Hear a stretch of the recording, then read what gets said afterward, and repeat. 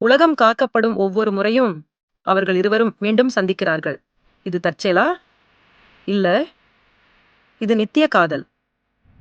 விஷ்ணு பகவான் உலகத்தை காக்க எப்போதெல்லாம் பூமிக்கு வருகிறாரோ அப்போதெல்லாம் லக்ஷ்மி தேவியும் அவருடன் சேர்ந்து அவதாரம் எடுக்கிறாள்.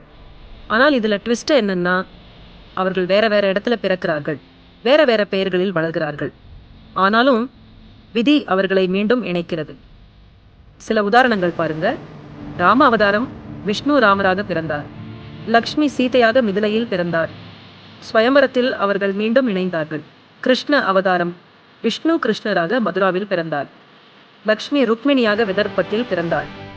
கிருஷ்ணர் அவளை காதல் திருமணம் செய்தார். வாமன் அவதாரம், விஷ்ணு வாமனாக வந்தார். லக்ஷ்மி பத்மாவதியாக வந்தார். அவர்களும் இணைந்தார்கள். வெங்கடேஸ்வரர் அவதாரம், திருமலையில் ஸ்ரீனிவாசராக இருக்கிறார். பத்மாவதி தாயாருடன் கல்யாணம் நடந்தது. இதன் அர்த்தம் என்ன தெரியுமா? விஷ்ணு என்பது தர்மம், லக்ஷ்மி என்பது செல்வமும் வளமும். தர்மம் எங்கே இருக்கிறதோ அங்கே செல்வமும் நிரந்தரமாக இருக்கும். எத்தனை ஜென்மம் எடுத்தாலும், எத்தனை தூரம் பிரிந்தாலும் உண்மையான காதல் மீண்டும் இணைக்கும். அடுத்த பாகத்தில் ஒவ்வொரு அவதாரத்தையும் விரிவாக பார்க்கலாம். ஃபாலோ பண்ணுங்க.